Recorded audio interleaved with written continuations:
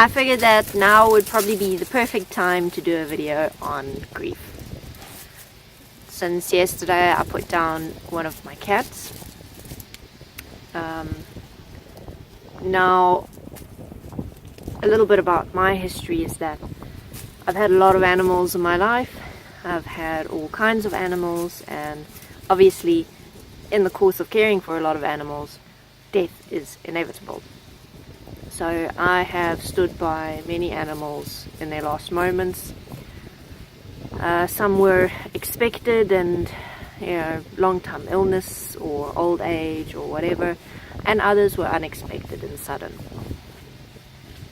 I've also gone through the death of my dad. So I've learned a little bit about grief over the years, and the first thing about it is that there is no one way that anyone grieves, and I have grieved in different ways for different losses. So the first important thing to remember is that we mustn't judge ourselves for the way that we're grieving. The most challenging thing that I've found in dealing with grief is guilt. So the question of, what if I could have done something different? What if I could have prevented this? What if I could have, what if this, what if that? And we basically torture ourselves with all of these could have, should have points. And at the end of the day, that doesn't change anything.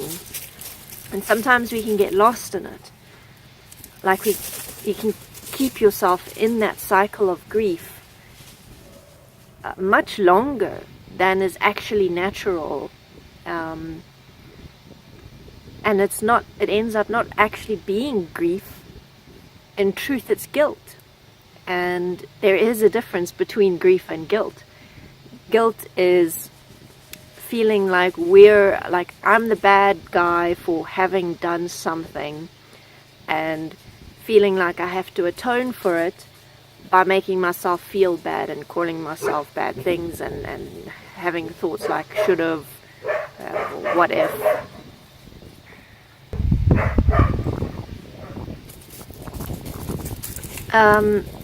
So guilt is not useful for anyone. We don't learn from guilt.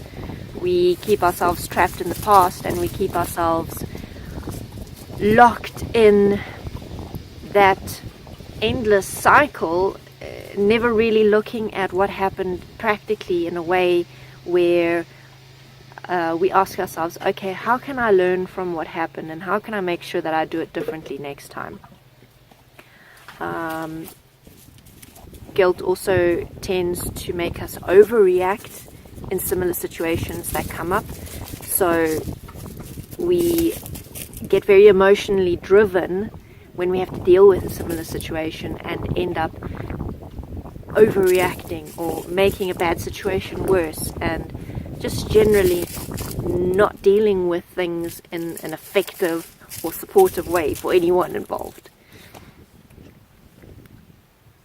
Now, what I've found with dealing with actual grief, not guilt, is that for me there've been different expressions of it and different experiences of it based on who I've lost and how they went. So very often with an animal that I have to make the choice to put them down, if it's like with this cat who passed yesterday, it was something that I knew I had to make a decision at some point. I knew it was coming. He'd been sick for a long time. He, in the last couple months, had been gradually getting worse. So the most challenging part about that was making the choice, was coming to a point of saying, okay, it's time. It needs to be done now. I've mentioned in my blogs that I don't like waiting for an animal to get to the point where they're begging for death and begging for mercy, where it's so bad that they're in such huge pain or so tired of life that they're begging to die, you will usually do it before that point when things are getting worse and they're only going to get worse, and the animal's still relatively comfortable most of the time, or at least some of the time. So making that choice in this case, and in the cases in the past, that was the most difficult, because I get faced with all these questions of, what if something changes? What if he gets better tomorrow? What if we find an answer? What if we find a solution? What if all of these questions came up and I kept second guessing myself? And it's not like there's any kind of guidebook to follow to say, look out for these and these and these signs, and when you see this and that, then you know that's the time to make the choice. There is nothing like that. You just have to go with what you see and do the best that you can.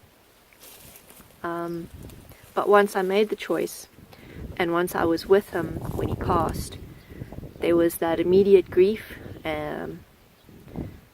but afterwards came a sense of like release.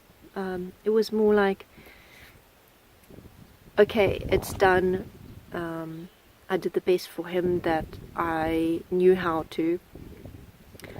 I know that he was only going to get worse, so it didn't linger as long as other deaths that were sudden, unexpected, or accidents. Those ones are difficult to deal with, the actual loss after it's happened. I found is that preparation, and also the point of, we should have had more time comes up, and that is a very tricky point to face. Getting lost in what could have been if only things had gone differently. And that's something that I faced big time when my dad passed, because he was quite young. I was young, and it was unexpected.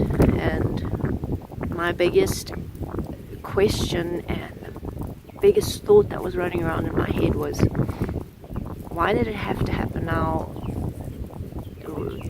We should have had more time together. All things of that nature. And that brings on quite an intense anger at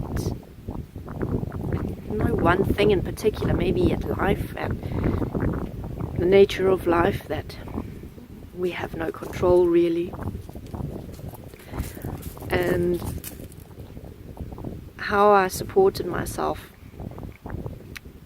in walking through the grief in all of these phases is to allow myself to grieve, to give myself the space and time to experience it, to feel it really, because we can't deny it. You can't deny yourself that grief. It's there, so let it happen. I will lock myself away in my room and just cry or sleep or do whatever I need to do in that particular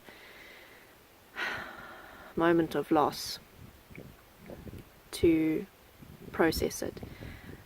And I often don't stay in that place very long.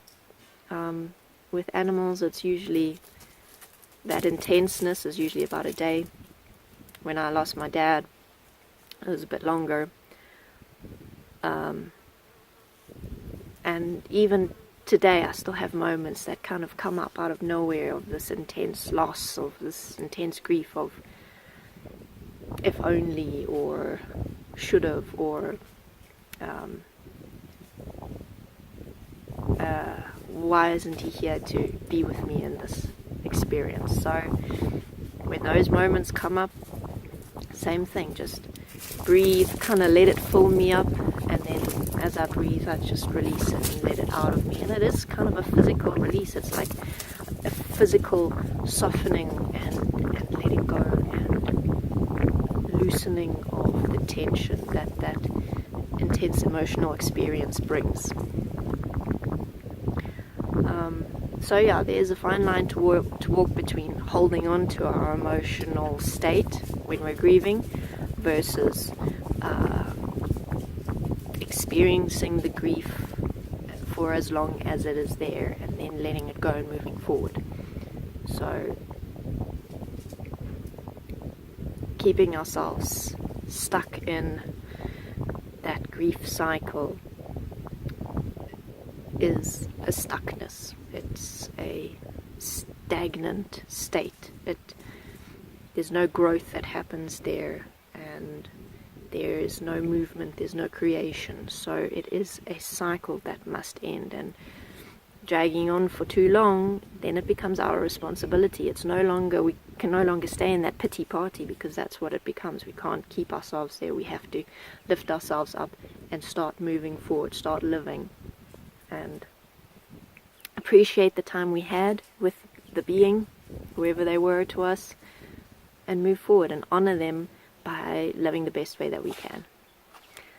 Okay, so if you have any questions, if you have any experiences to share, if you want to be part of the discussion, leave a comment, or you can send me a direct message and I'll support you as best as I can.